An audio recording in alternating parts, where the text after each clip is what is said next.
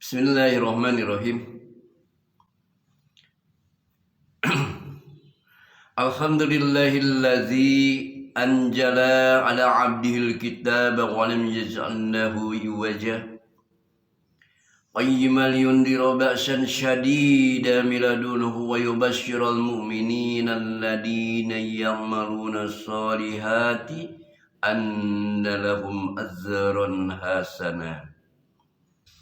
Ya ayyuhalladzina amanu la tulhikum amwalukum wala auladukum an zikrillah wa man yaf'al dzalika faulaika humul khasirun wa anfiqu mimma razaqnakum min qabli an ya'tiyadakumul maut fayaqula rabbi laula akhrajtani ila ajalin qarib wa asaddaqa wa kum minas salihin wa la yu'akhirullahu nafsan idza jaa ajaluha wallahu khabirum bima ta'malun. Wa qala Rasulullah sallallahu alaihi wasallam, man ahya sunnati faqad ahabani wa man ahabani kana ma'iya fil jannah. Alhamdulillah, kita bersyukur kepada Allah Subhanahu wa taala, dan segala puji bagi Allah yang telah menurunkan kitab Al-Qur'an kepada hambanya dan dia tidak menjadikannya bengkok sebagai bimbingan yang lurus untuk memperingatkan akan siksa yang sangat pedih daripada sisinya dan memberikan kabar gembira kepada orang-orang mukmin yang mengerjakan kebajikan bahwa mereka akan mendapatkan balasan yang baik.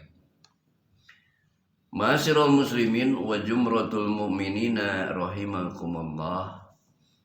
Alhamdulillah, kita selalu bersyukur kepada Allah Subhanahu wa taala bahwasannya setelah kita melaksanakan ibadah-ibadah yang diperintahkan Allah Subhanahu wa taala di dalam perkara-perkara salat, di dalam perkara-perkara zakat, dan kita diteguhkan oleh Allah Subhanahu wa taala dalam keimanan dan keislaman kita sehingga kita dapat melaksanakan apa-apa yang disunahkan, yang dicontohkan oleh Rasulullah Sallallahu Alaihi Wasallam dalam perkara-perkara ibadah kepada Allah Subhanahu wa taala.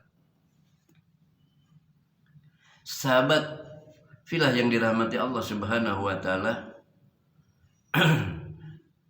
alhamdulillah Allah telah memberikan firman-Nya kepada kita di awal surat Al-Kahfi, yaitu dengan firman-Nya, alhamdulillahilladzi anzala ala abdihil kitab wa lam yaj'al lahu iwaja qayyiman liyundira ba'san shadidan min ladunhu wa yubashshiral mu'minina alladhina ya'maluna shalihati anna lahum ajran hasanah. Jadi ayat ini adalah memberikan penegasan kepada kita bahwa kita diperintahkannya untuk memuji kepada Allah Subhanahu wa taala, ya, yang telah menurunkan Alkitab ini, yaitu Al-Qur'an, kepada hambanya. Nah, kita sebagai hambanya sudah sepatutnya kita bersyukur, memuji kepada Allah Subhanahu wa taala, karena dengan asbab Al-Quran ini kita bisa menjadi manusia yang bertakwa, ya. Dengan asbab Al-Quran ini kita mendapatkan ilmu yang begitu banyak tentang dunia, bahkan bukan dunia saja tetapi akhirat kita dapati, ya. Dalam kitab Al-Quran sebagaimana dijelaskan bagaimana kehidupan dunia, bagaimana kehidupan kita dimasukkan ketika ke dalam kubur, bagaimana kita hidup di kubur, bagaimana kita nanti kembali kepada Allah di yaumul qiyamah untuk mempertanggungjawabkan amal-amal kita di dunia atau perbuatan kita di bumi ini. Karena bumi ini adalah tempatnya untuk manusia diuji. Nah, ketika diuji itu, apa kita mempunyai kemampuan untuk dapat menjalaninya secara benar, atau ketika saat diuji kita melakukannya dengan keinginan kita sendiri gitu, atau melakukan sesuatu yang tanpa dasar-dasar daripada Al-Qur'anul Karim dan hadis Rasulullah SAW. Nah, Al-Quran ini memberikan penjelasan sekali ya. Dan kita diperintahkan untuk memuji Allah Subhanahu wa Ta'ala yang telah menciptakan kita semuanya. Tuh. Sehingga kita dapat melakukan hal-hal yang kita inginkan, tetapi dalam landasan-landasan yang Allah turunkan melalui kitabullah ini. Dan kita tidak boleh terlepas daripada Al-Quran. Kita selalu menuntut ilmunya daripada hadis-hadis yang begitu banyak yang disampaikan oleh para sahabat, sehingga kita dapat memiliki ilmu. Nah, kewajiban kita di dalam menuntut ilmu adalah talabul ilmi minal mahdi ilal lahdi. Jadi kewajiban kita menuntut ilmu ini semenjak kita dilahirkan ke bumi ini sampai kita nanti mau masuk ke liang lahat. Itu artinya ketika kita dimatikan. Nah, setelah dimatikan sudah tidak ada lagi kegiatan-kegiatan kita untuk menuntut ilmu. Kewajiban kita adalah ketika kita dilahirkan ke bumi, ya. Nah, di situ kita menuntut ilmu hingga kita mau masuk ke liang lahat. Ma'asyiral muslimin wa jumratul mu'minina rahimakumullah. Di dalam surat Al-Qalam. Al-Qalam ini adalah surat yang ke-68. Di ayat yang ke-17-nya itu ada sesuatu. Nah, coba kita baca ya. A'udzu billahi minas syaitonir rajim.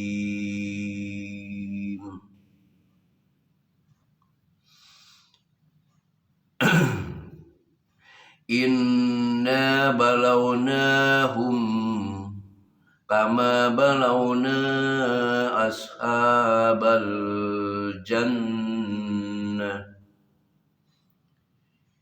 idh aqsamu layasrimunnaha musbihin. Sungguh kami telah menguji mereka, yaitu orang-orang musyrik Mekah, sebagaimana kami telah menguji pemilik-pemilik kebun ketika mereka bersumpah pasti akan memetik hasilnya pada pagi harinya. Nah, di surat Al-Qalam, di ayat surat Al-Qalam surat ke-68 di ayat ke-17 ya. Di situ ada asbabun nuzul tentang bagaimana Abu Jahal memerintahkan kepada kawan-kawannya untuk menghinakan Rasulullah dan para sahabat-sahabatnya. Nah, sebabun nuzul daripada ayat yang ke-17 yaitu ayatnya inna balawnahum kama balawna ashabal jannah idza aqsamu layasrimunnaha musbihin. Sungguh kami telah menguji mereka, yaitu orang-orang musyrik Mekah, sebagaimana kami telah menguji pemilik-pemilik kebun ketika mereka bersumpah pasti akan memetik hasilnya pada pagi hari. Ya. Itu ayat yang ke-17 di surat Al-Qalam. Nah, sebabun nuzul daripada ayat tersebut ini ada satu riwayat ya. Jadi diriwayatkan oleh Ibnu Abi Hatim dari Ibnu Juraiz bahwa Abu Jahal berkata, di hari terjadinya perang Badar, seranglah Muhammad dan sahabatnya dengan keras. Ikatlah mereka dan usahakan jangan ada yang terbunuh satu orang pun. Kemudian turunlah surat ini. Itu surat ke-17. Itu sebabun nuzul. Ya, kenapa surat ke-17 ayat ke-17 di surat Al-Qalam ini diturunkan? Nah, sebabun nuzulnya disebabkan karena Abu Jahal yang berniat untuk menghalang-halangi Rasulullah, ya, menzalimi Rasulullah ketika perang Badar, ya, agar tidak terjadi, maka si Abu Jahal ini memerintahkan kepada kawan-kawannya untuk mengikat Rasulullah dan kawan-kawan dan para sahabat, ya, tetapi tidak boleh ada yang terbunuh. Maka turun surat tersebut. Adapun hadis yang mengenai surat Al-Qalam, yaitu surat 68 mulai dari ayat ke-17 sampai 33 adalah dari Jabir bin Abdullah bahwa dia berkata, Nabi SAW menemui Ummu Ma'bad di kebun. Kemudian beliau bersabda, wahai Ummu Ma'bad, siapakah yang menanam pohon kurma ini? Apakah dia seorang muslim ataukah kafir? Ummu Ma'bad menjawab, dia seorang muslim. Kemudian beliau bersabda, tidaklah seorang muslim menanam tanaman, lalu tanaman tersebut dimakan oleh manusia atau binatang melata atau burung, kecuali hal itu akan bernilai sedekah baginya pada hari kiamat nanti. Nah, jadi penjelasan daripada ayat-ayat yang tersebut yang kita pelajari, kita baca itu, ya, mulai dari ayat 17 sampai 33 di surat Al-Qalam. Rasulullah di situ memberikan pemahaman kepada para sahabat, ya. Ini adalah kisahnya Ardul Janatain. Kisah Ardul Janatain. Maka tadi disampaikan bahwa Nabi itu menemui Ummu Ma'bad dan menanyakan kepada Ummu Ma'bad, wahai Ummu Ma'bad, siapakah yang menanam pohon ini? Apakah dia seorang kafir atau seorang muslim? Maka Ummu Ma'bad memberikan penjelasan kepada Rasulullah, ya Rasulullah, bahwa yang memiliki kebun ini, yang menanam pohon ini adalah seorang muslim. Nah, maka Rasulullah menyampaikan bahwa barang siapa pohon ini memang tumbuh, terus ketika tumbuhnya dia berbuah, lantas buahnya ini dimakan manusia atau dimakan binatang melata atau burung, maka ini dicatat sebagai suatu sedekah. Jadi inilah sedekah yang tidak disadari oleh seseorang. Jadi ada sedekah yang biasa secara langsung dengan diniatkan saya bersedekah ini dan itu. Tapi ada juga sedekah yang tidak dinilai atau tidak diniatkan, tetapi itu menjadi suatu sedekah. Dan itu akan didapatinya nanti di yaumil kiamah. Ya. Jadi pentingnya sedekah ini kita melaksanakannya, ya. Sebagaimana sedekah ini dicontohkan di dalam salah satu surat, ya. Jadi ketika seseorang itu sudah wafat, sudah meninggal, maka orang tersebut itu memohon kepada Allah. Allah Subhanahu wa ta'ala berfirman di surat Al-Munafikun di ayat yang terakhir, Ya ayyuhalladzina amanu la tulhikum amwalukum wala auladukum an zikrillah wa man yaf'al dzalika faulaika humul khasirun. وأنفقوا مما رزقناكم من قبل أن يأتي أحدكم الموت فيقول ربي لولا أخرتني إلى أجل قريب فأصدق وأكن من الصالحين ولن يؤخر الله نفسا إذا جاء أجلها والله خبير بما تعملون. Wahai orang-orang yang beriman, janganlah anak-anakmu, hartamu melalaikan kamu daripada mengingat Allah. Jadi Allah memberikan penjelasan kepada kita semua bahwa jangan sampai kita ini lalai karena anak-anak kita, karena harta yang diberikan Allah Subhanahu wa taala, sehingga membuat lupa kita berzikir kepada Allah. Zikrullah. Karena anak termasuk ujian.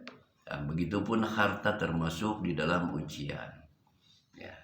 Nah, ketika seseorang sudah Allah wafatkan, maka dia akan berucap, dan ini peringatan ini atau misil ini adalah untuk kita yang masih hidup, ya.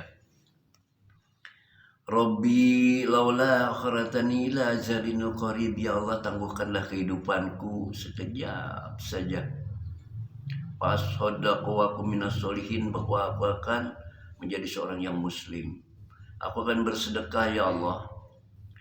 Jadi kalau seseorang yang sudah dimatikan itu, ketika dia punya keinginan untuk hidup kembali, bukan dia untuk meminta untuk melaksanakan, ya Allah aku mau sholat, atau aku mau menuntut ilmu, aku mau melakukan sesuatu hal yang lain.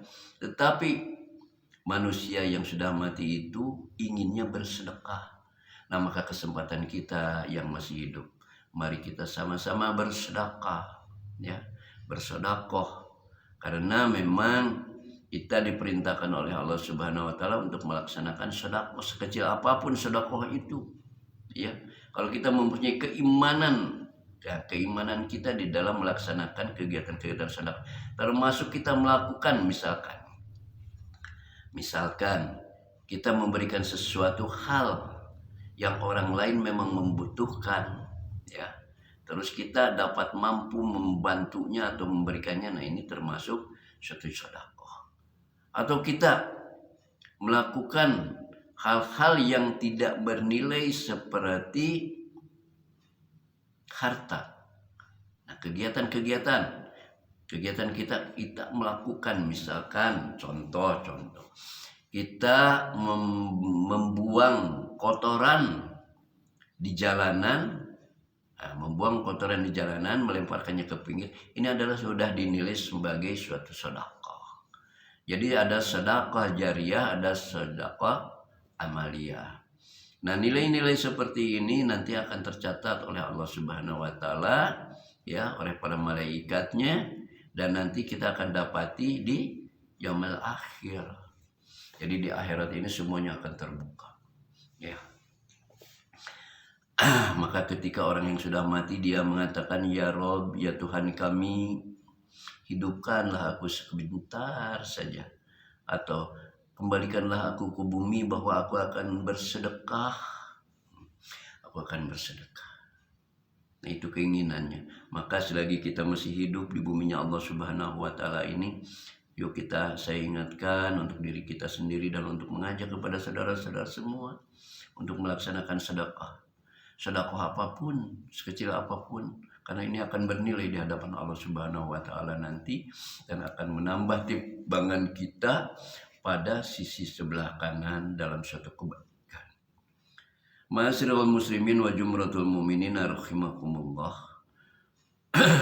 Insyaallah itu mungkin yang bisa saya sampaikan pada kegiatan taklim hari ini. Mudah-mudahan kita diberikan Allah Subhanahu wa taala kekuatan dalam menuntut ilmu agama daripada Al-Qur'anul Karim dan hadis Rasulullah sallallahu alaihi wasallam. Ini adalah untuk kehidupan kita di masa kini yang pasti akan terbawa nanti di yaumul akhir. Karena itu saya mengajak pada saudara semua, mari kita sama-sama melaksanakan kegiatan-kegiatan yang telah dicontohkan oleh Rasulullah Sallallahu Alaihi Wasallam agar kehidupan kita ini mendapat rahmat dan ridhonya Allah Subhanahu Wa Taala. Demikian yang saya sampaikan pada saat ini. Wabillahi taufiq wal hidayah. Wassalamualaikum warahmatullahi wabarakatuh.